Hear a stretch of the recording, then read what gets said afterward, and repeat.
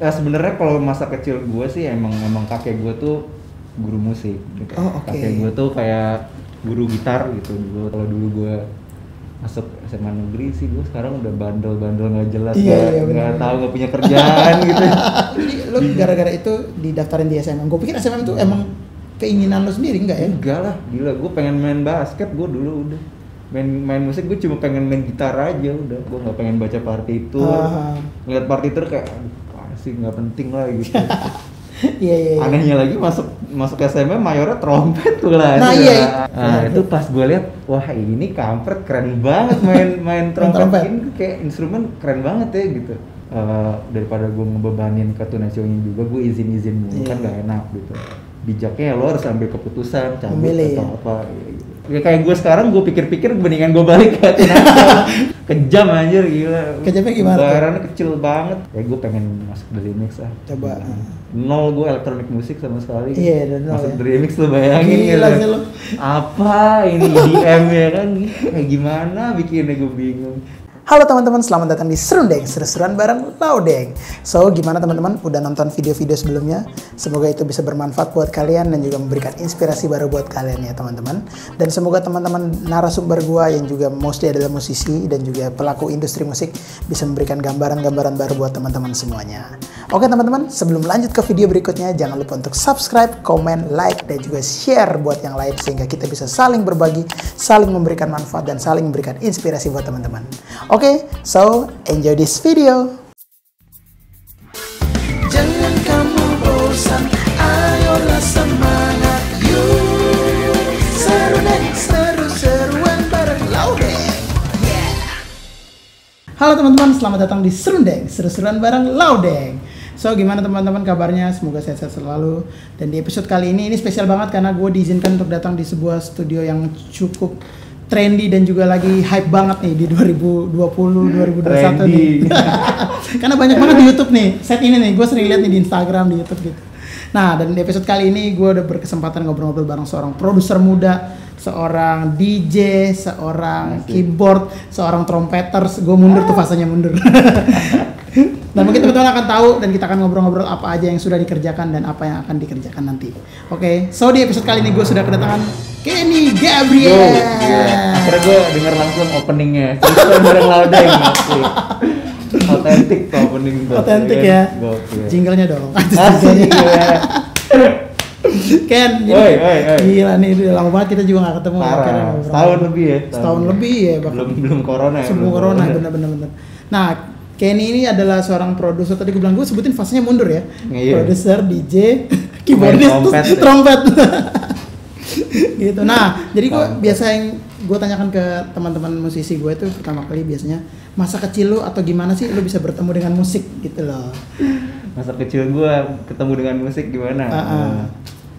Ya sebenarnya kalau masa kecil gue sih emang kakek gue tuh guru musik gitu. Oh, oke. Kakek gue tuh kayak guru gitar gitu dulu, terus ya emang keluarga dari nyokap gue kayak dari bokap gue juga sih kayak emang udah musikal lah gitu. Musikal. Dia kayak ya Batak kan Ya, bisa nyanyi lah gitu. gitu. Iya, Kayak benar. adalah sense of musiknya gitu. Terus kemudian kakek gue ngarahin gue ke musik aja sih dari gue kecil belajar piano gitu. Oh, oke. Jadi startnya dari situ sih. Dari situ ya.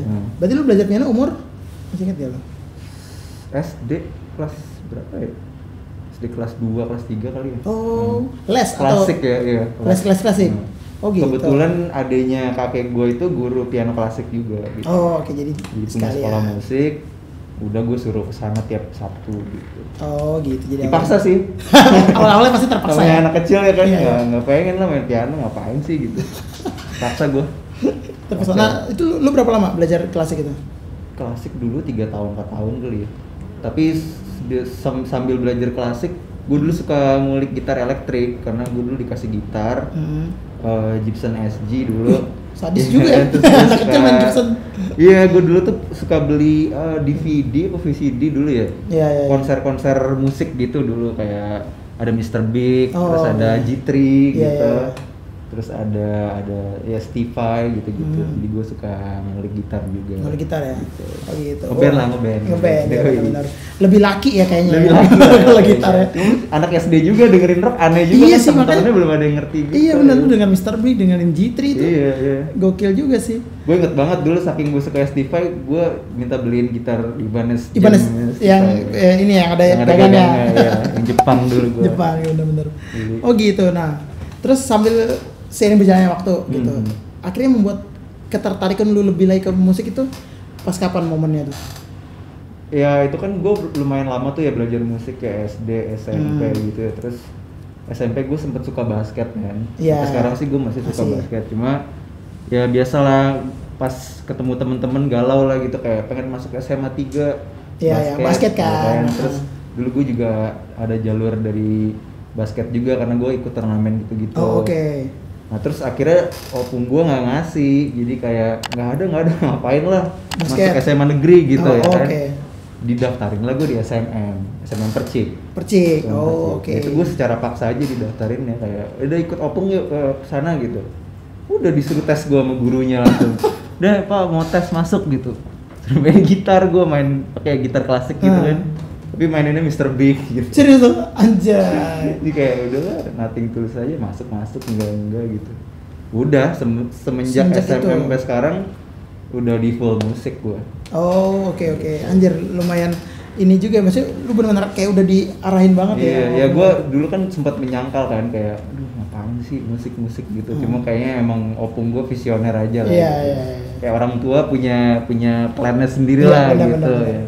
Jadi kayak pas sekarang gitu kayak anjing, kalau dulu gua masuk SMA negeri sih gua sekarang udah bandel nggak jelas, nggak tahu, nggak punya kerjaan gitu, bingung sendiri. Iya benar. Anjir, kalau opung lu sekarang mungkin bergerak di label, mungkin dia bisa jadi talent search gitu ya. Mungkin ya, udah lihat potensi ya. Iya, lihat potensi kan, kayak ini berbakat ya. Iya, galak dulu opung gua kalau ngajarin musik, galak banget ya.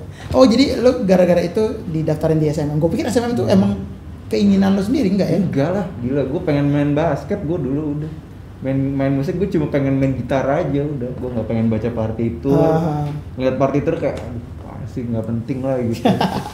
Iya. Anehnya lagi masuk SMA mayornya trompet tuh lah. Nah iya, aneh banget lah. Itu gimana ceritanya? Berarti awalnya lu kan tesnya gak gitar. Gitar. Terus gue sempat mayor gitar dulu sebulan.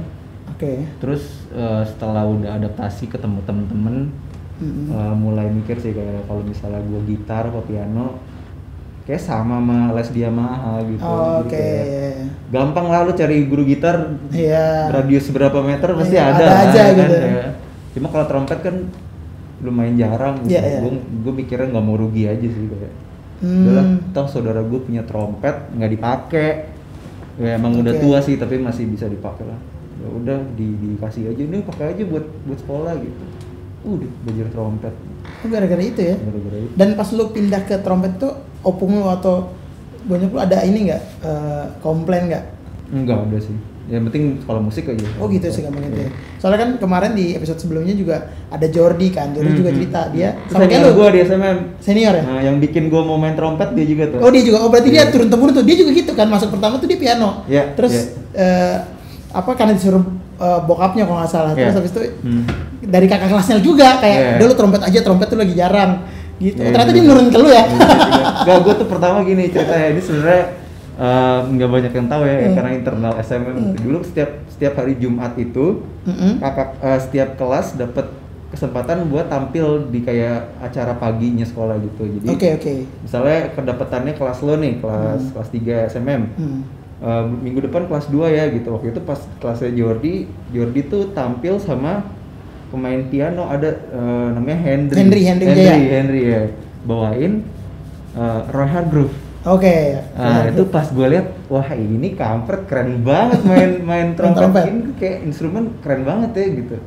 Dari situ gue suka.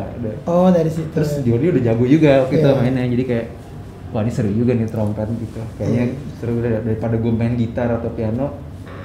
banyak juga saingannya kalau di SMM dan lebih jago dari gua lah gitu. Trompet tuh kayak cuma 3 orang apa gitu. Ya, terbatas ya. Terbatas. Iya. Gara-gara Jordi juga tuh. Keren, Jordi. Berarti itu inspirasi itu turun temurun tuh. Turun temurun. Lihat kakak kelas dari gitu, kakak kelas gitu ya. Nyari masa. Trompet. Ternyata susah aja trompet, gue nyesel lagi, Pak. Nah iya, maksudnya kan lu gue pikir kalau dari piano atau dari gitar kan yang notabene range-nya lebih lebar gitu. Pas lu main trompet itu kesusahan lu yang paling mendasar apa untuk main trompet menurut lu? Kalau gue sih kesusahan yang paling gue ngerasain banget tuh physicalnya sih. Jadi kayak embouchure-nya, bibirnya gitu. Itu main alat gitar tuh kayak nyanyi. Jadi kayak lo mesti jaga nafas lo, terus lo mesti jaga bibir lo juga gitu. Jadi kayak kalau misalnya lagi nggak fit, ngaruh ke permainan lo gitu. Susahnya itu doang. Sementara kalau piano lo mau lagi demam, lagi covid aja lo main. Jago mah jago aja gitu ya. Iya, mau lagi batuk-batuk gitu. Iya, kalau piano trompet wah susah sesak nafas gitu. Wah, udah nggak bisa. Iya, benar-benar nggak bisa lanjut. Kendalanya di situ doang sih. Anjir sih, tapi itu seru banget sih. Nah pas di SMM, basket lu benar-benar tinggalin? Atau lu masih suka-suka aja main-main? Masih main, tapi ya main hobi aja nih. Jadi kebalik ya. Ya. Karena pas SMM gue memutuskan buat ngekos gitu. Oke. Jadi gue lumayan belajar cari duit dari pas SMM gitu. Dari SMM udah main orkes, wedding gitu. Iya. Terus zaman orkes wedding dulu masih 350.000 buat gopek gitu loh. Lumayan tabung bayar kosan gitu-gitu aja sih. Jadi mulai adaptasi nyari duit dari musik dari SMM. Dari SMM itu. Biar nggak kaget aja sih. Iya. Berarti pas lu dari SMM itu, lu akhirnya menetapkan hati lu untuk berarti oke nih tujuan gua atau gua akan berkarir di dunia musik nih. Iya, gua mikirnya kayak gua nggak bisa ngapa-ngapain lagi. Selain musik gitu kayak gua ya dari SMP aja gua lulus aja lihat kunci jawaban deh. Gua emang agak bodoh gua kayak gitu-gitu. SMM juga belajar baru kelas 3 doang pas udah mau lulus. Iya, benar. Jadi kalau misalnya gua mikir kerja kantoran nggak bisa sih, gue dipecat sih kayak nggak diterima lah pasti orang-orang kayak gue. Emang udah kayak ya gue di sini sih kayak yang gue bisa di musik gitu. Terus kebetulan menghasilkan duit juga, ngerasain dapat duit dari musik gitu. Iya. Kayaknya emang di sini sih jalan gue. Iya, jadi di situ lu udah netapin hati lo ya. Nah ngomong soal ngasilin duit dari musik, gig pertama lo yang berbayar yang ya tanda kutip profesional berarti kan kalau udah berbayar, masih ingat nggak lo? Kapan, di mana? Gue lupa sih, tapi pasti kayaknya sih di sekitaran gue dulu main orkes gitu ya, terus bantuin kayak acara pemerintahan apa gitu. Terus bareng orkes polisi Cipinang dulu. Oh ya, ada orkes polisi. Nah, itu ada kayak dikasih duit transport gitu.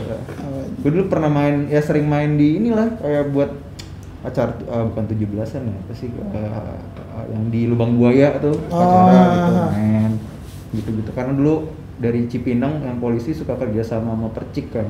Jadi ambil orkesnya dari Percik. Main lah kita kesana naik bis gitu kan, kasih duit transport buat jajan. Iya benar. Ya buat anak-anak SMA bisa ngasilin duit sendiri tuh zaman gue sih lumayan sesuatu ya. Karena sekarang kan waktu itu kan belum era kayak YouTube gitu-gitu ya. Iya sih, benar-benar. Nggak ada lo kayak nyari duit dari YouTube terus Instagram gitu nggak. Iya benar. Masih organik banget. Terus kalau anak-anak sekarang kayak SMA gitu udah pada bisa nyari duit dari musik ya. Followersnya banyak. Iya, followers udah banyak, udah bisa nyari duit sendiri gitu. Sedangkan zaman-zaman gue juga sama, zaman-zaman SMA mana ini. Susah lah. Iya, susah gitu. Kesempatannya masih kecil gitu. Iya.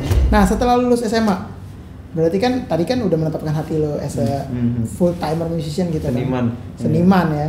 Oh, lebih suka disebut artis. Iya, seniman ya. Lebih luas gitu ya. Iya, lebih luas ya. Nah, apa yang lu waktu itu pikir kayak kan kalau pas masih sekolah aktivitasnya ada main musik, sekolah nih bermusik di sekolah gitu. Tiap hari lah ya. Iya tiap hari kan. Nah begitu lulus sekolah itu apa yang waktu itu masih ingat gak lo di bayangan lo atau di pikiran lo lo akan jalan kemana dan tujuan lo seperti apa? Lo menjadi musisi yang kayak gimana? Kalau dibilang punya tujuan sih jujur aja nggak punya ya. Jadi kayak bener-bener nggak mikir panjang gitu, namanya juga masih umur iya. Gitu. Terus habis itu tuh gue kalau nggak salah diajak session player dulu tuh salah satu mentor gue tuh Richard Utapea. Oh oke, Main itu saxophone. senior lu juga? Itu senior gue di atasnya Jordi. Iya, iya. Ya, terus dia tuh sering ngajakin gue main lah. Gue sering ke Depok tempat dia. Tempat dia. Buat latihan lah, belajar jazz juga Oh, gitu. gitu. Terus diajak aja session sempet sama Afgan dulu. Sempet sama yang paling lumayan sering itu sama Monita Tahalia dulu. Oh dulu mau pakai full ini. Iya, terus ya dari situ gue mulai ngerasa kayak oh berarti gue bisa nih jadi session player. Oh oke. Asal trompet ya, waktu itu belum mikir keyboard gitu. Gitu aja sih, terus gue mikirnya kayak dari session player aja udah lumayan nih duitnya gitu. Jadi gue mikirnya kayaknya gue bisa sih jadi session player. Saat itu gue mikirnya sampai situ dulu. Belum mikir kayak jadi produser lah. Iya. Tapi maksudnya itu kan satu dunia baru lagi yang lo injak gitu kan, jadi kayak oke lah. Nah dari situ session player nih, Momon terus Afgan lah berapa kali kan. Habis itu perjalanan lo apa lagi nih setelah itu? Wah perjalanan gue mah lompat-lompat gitu deh, kayak bener-bener setelah itu gue diajak ini apa namanya, gue lupa nih dari session player itu gue Tonight Show langsung ke My Own Music ya. Nah itu gimana ceritanya? Gue diajak itu sama Dika oh Dika bassisnya My Own ya. Terus udah kenal orang banyak di situ. Tonight Show berapa tahun ya, 2 tahun 3 tahun tuh. Iya. Terus diajak bikin band reguler sama Yunus. Drummernya My Own. Drummernya My Own waktu itu. Drummernya My Own dibikin band namanya Kima. Iya. Rest in Peace. Ya kan? Rest in Peace. Kima generasi 1. Itu band paling hancur yang pernah gue bikin sih, yang pernah. Itu gila sih, band penakal banget. Ya udah tuh abis itu dari mulai TV, reguler di TV. Terus cafe, terus wedding, terus ya sekitaran situ-situ sih. Jadi di luar session player artis juga gitu. Iya. Nah lu di Tonight Show itu tahun 2000 kayaknya yang jelas sebelum 2016 ya, mungkin 2014 atau 2015 ya. Jadi kalau teman-teman mau lihat muka kayak ini bisa nonton di Tonight Show 2014 tuh masih ada di YouTube tuh kayaknya. Masih ada.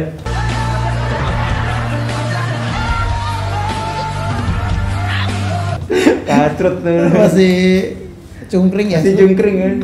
Sekarang gitu. Nah terus waktu itu kan dari Tonight Show lu main trompet, terus kemudian ke band reguler yang sangat hits pada zaman itu adalah hits banget. Soalnya mengusung genre hip hop R&B 90s 20s.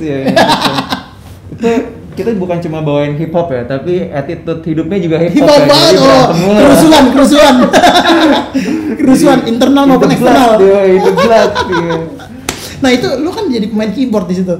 Itu gimana ceritanya tuh? Lu akhirnya mencoba untuk pindah haluan atau mencoba lagi? Iya, itu gara-gara dipaksa sama si Yunus aja sih. Kan gua kalau main keyboard tuh waktu SMM kan ada piano wajib juga. Yang emang ngulik-ngulik, terus gue suka belajar jazz juga dulu. Tapi gue jazznya tuh masih ini ya, smooth jazz ya, jatuhnya kayak yang gampang dulu lah gitu.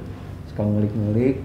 Ternyata emang gue suka piano juga nih gitu, karena waktu gue coba produce gitu, kayaknya alat musik yang paling nyambung ya keyboard gitu ya. Piano, karena lu bisa mainin drum di situ, lu bisa mainin bass di situ. Jadi gue lebih sering megang keyboard daripada trompet gitu. Karena trompet latihan tuh berisik, nggak bisa di semua tempat ya. Kalau keyboard pakai headphone ya bisa. Bisa ya, benar. Ya udah, terus diajakin Yunus, lu mau nggak tapi main keyboard ya, kata Yunus gitu. Yunus tahu tuh lu bisa main keyboard. Iya, dia tahu gue bisa main keyboard. Ya udah nggak apa-apa, cobain aja. Itu aja gue belum punya keyboard, diajakin main sama Kima, gue belum punya keyboard, masih kayak bawa MIDI controller, bawa laptop, ribet lah. Terus udah punya berapa kali main, udah punya duit, baru beli ya. Gitu, emang nggak di planning sama sekali sih, bener-bener. Iya. Udah main keyboard ya, dapat duit beli keyboard gitu, simple aja. Gitu. Let it flow aja ya. Iya, let it flow aja udah. Nggak ada tujuan spesifik kayak gimana. Keren. Jadi Kima 2-3 tahun, berapa tahun lo di Kima ya? Lebih kali ya? Lebih 4 tahun ya? Lupa gua aja. Iya benar. Waktu itu terlalu nakal sih, lupa. Aduh. Yang dingin kenakalannya kan. Iya, mainnya sama orang-orang tua gitu. Gua kan masih kecil ya, gua masih 21 apa. Iya, nanti kita akan taruh nih foto Kima generasi awal nih. Iya, gila kan nakal. Gua diajarin nakal tuh sama abang-abangan Kima. Di Kima ya. Nah, sambil itu berarti pas di Kima awal-awal lu masih nyambi main trompet kan di mana kan? Masih. Split gitu kan. Split sampai akhirnya gua stop bener-bener dari Tonight Show. Kenapa lu stop dari Tonight Show?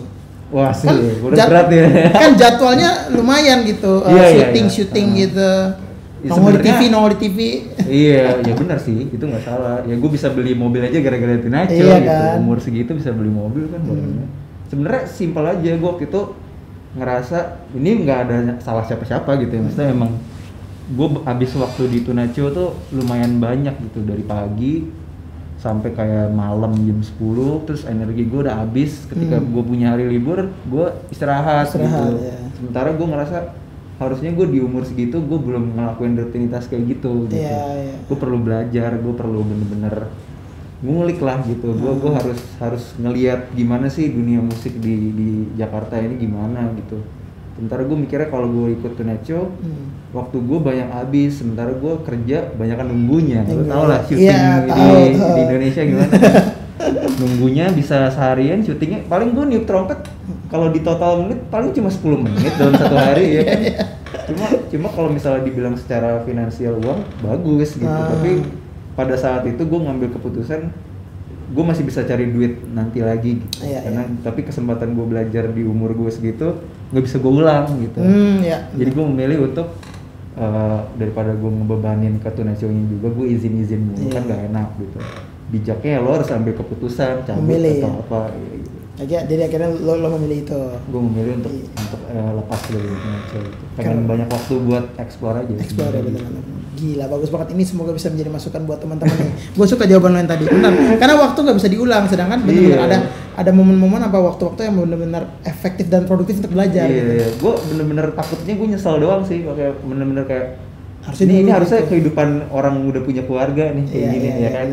Udah nggak mikirin kayak mau gimana lagi, karir apalah. Yang penting aman gitu. Ya kayak gue sekarang gue pikir-pikir mendingan gue balik ke Tunacho. Kalau balik tiap fasenya ya. Sekarang kayak emang duit juga penting sih gitu. Cuma ya kalau nggak gitu gue nggak belajar. Benar. Mungkin lu nggak bisa ada di posisi lu sekarang kalau. Iya, ya mungkin lah. Jadi nggak ada prosesnya. Iya. Tapi sekali lagi ini tidak, no offense ya, bukan karena salah siapa-siapa ya. Gak ada. Dan tidak menyudutkan siapapun juga ya. Gak ada. Emang pilihan hidup gue aja. Iya. Nah, akhirnya dunia reguler. Menurut pandangan lu sendiri, dunia reguler gimana sih di Jakarta pas lu jalanin waktu itu? Kejam anjir, gila. Kejamnya gimana? Bayarannya kecil banget tuh, gue inget banget di rooftop tuh. Bayar berapa? 300 atau 3,5. Udah gitu habis buat bayar beli bir lagi habis main ya kan. Padahal itu salah satu tempat. Iya kan rame banget kan. Pelit aja tuh rooftop tuh, kampret tuh. Abi you guys. Ya, cuma seru aja sih. Kan maksudnya gue juga yang tadi gue bilang, gue belum terlalu yang ngejar duitnya gitu. Pada saat itu ya. Kalau sekarang sorry banget gue ngejar duit nih. Sorry banget. Ini udah adalah karir ya, udah bukan hobi. Punya istri udah mau punya anak udah duit men. Ya waktu itu gue masih belum mikirin. Gue masih ngerasa senang aja gitu, kenal sama session player yang lain gitu. Kenal sama band-band reguler lain, terus ya maksudnya kayak duit belum jadi yang tujuan gue gitu. Terus gue ngulik lagu lagi banyak, belajar hip hop, R&B, ke jazz segala macem dari situ sih bener-bener. Cuma kalau misalnya dibilang baik atau buruk, sebenarnya gue nggak bisa nyimpulin satu gitu ya, ada baiknya ada buruknya sih gitu. Cuma buruknya ya dunia malam memang nggak bisa dibohongin sih lo. Nakal kelewatan lo main kayak gitu. Cuma balik lagi ke orangnya sih. Iya benar. Semua orang punya pilihan ya. Iya. Keren. Nah, di sela-sela lu reguler, jadi Kenny ini di tahun 2018, bener gak gua? Iya. Ikut sebuah kompetisi 2016 ya? 2016. Ikut sebuah kompetisi di sebuah stasiun TV, inisialnya Net TV. TV. Ya. Jadi sebuah kompetisi apa ya sebutannya itu dulu? Ajang pencarian bakat dalam musik disc jockey. Asik. Dalam musik disc jockey. Gitu judulnya The Remix. Mungkin teman-teman bisa cek nanti performanya di sini. 2016 ya. Oh, itu 2016 ya, benar. Nah, itu gimana ceritanya kan akhirnya lu bisa ikut, lu ngelihat iklan kah atau di suggest temen gitu?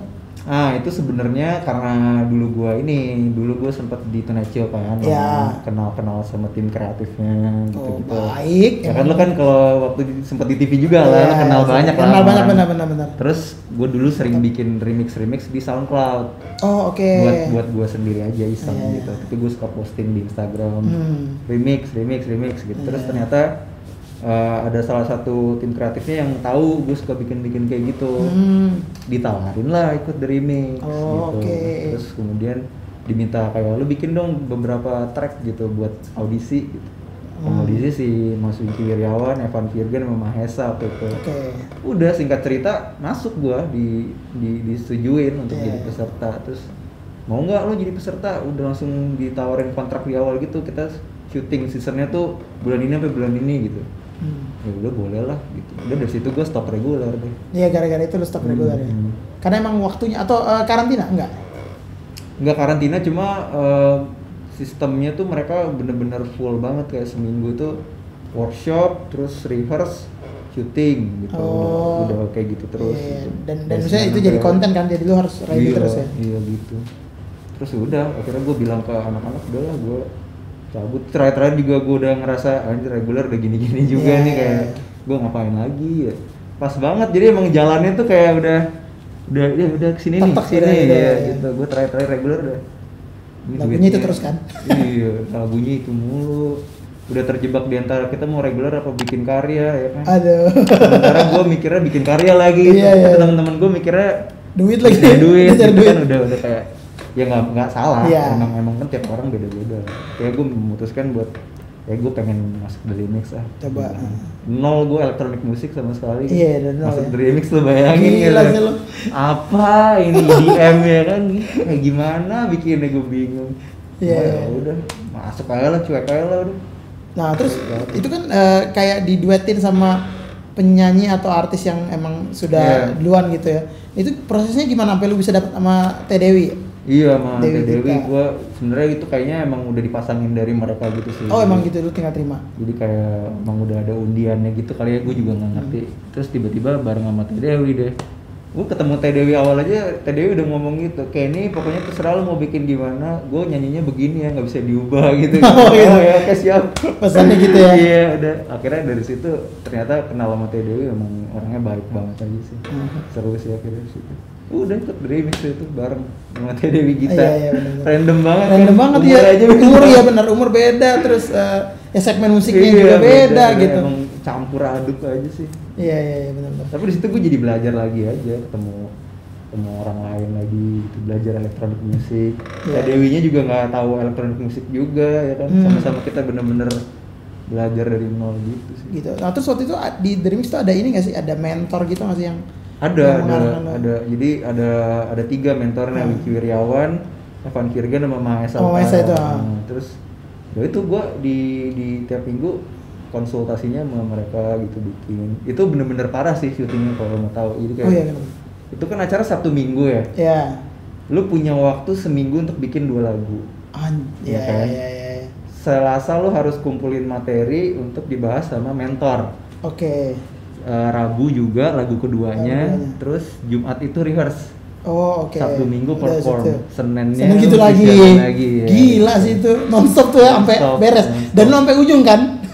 Iya, gue juga nggak nyangka jujur ya, sampai final gitu, gue bener-bener nggak nyangka sih sejujurnya. Karena gue udah sempat dieliminasi. Oh lu tuh sempat dieliminasi? Udah, karena gue udah nyerah bener-bener udah. Ini kayak bukan gue sih gitu, kayak susah banget loh bikin seminggu 2 lagu gitu, terus kayak bener-bener yang terakhir gue udah nyerah aja, udah kayak udah kalau dieliminasi gue pengen liburan, udah capek gitu.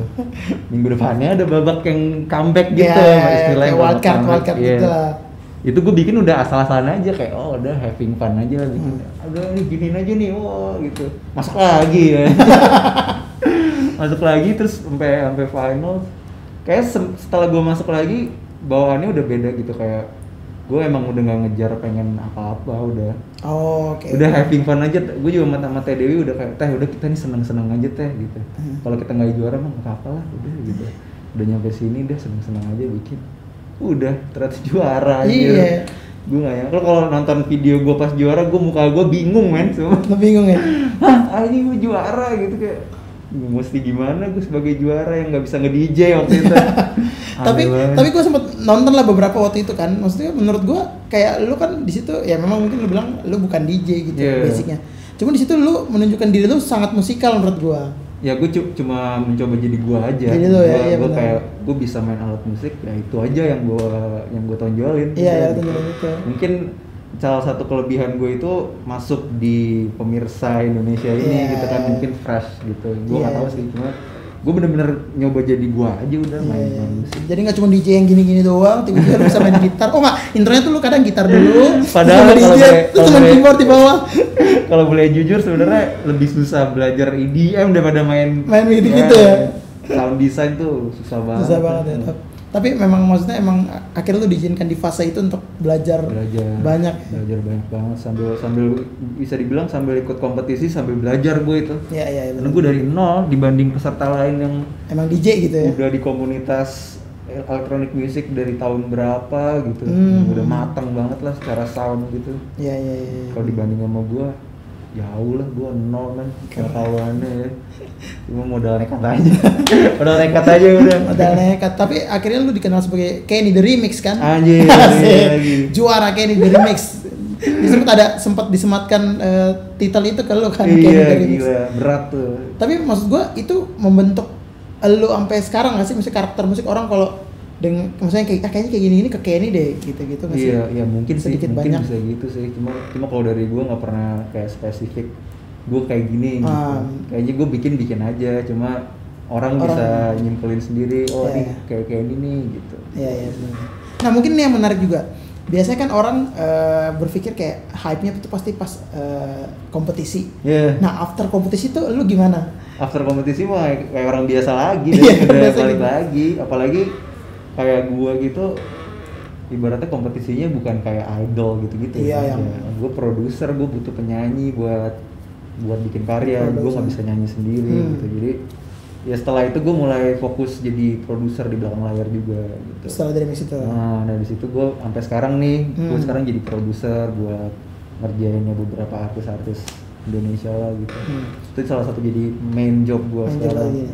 Tapi setelah kompetisi itu, lu gimana cara untuk start nyampe ke level itu? Apakah emang langsung ada kontrak-kontrak dari Net TV kah? Iya, kalau kontrak sih ada ya, masuk ke talent management gitu-gitu, SA Elektroma. Ya itu kayak part of ya life-nya aja lah, gue cari duit off air-nya gitu. Cuma untuk gue sebagai pekerjaan utamanya gue lebih memilih untuk gue jadi produser aja deh. Kayaknya gue bisa kerja dari rumah, gue bisa gitu. Benar. Sementara kayak off air-nya itu bonus aja gitu. Gue selalu mikirnya gitu, kalau kayak manggung reguler tuh buat tabungan gue lah. Terus kayak produce gitu buat main job gue aja gitu. Sehari-hari.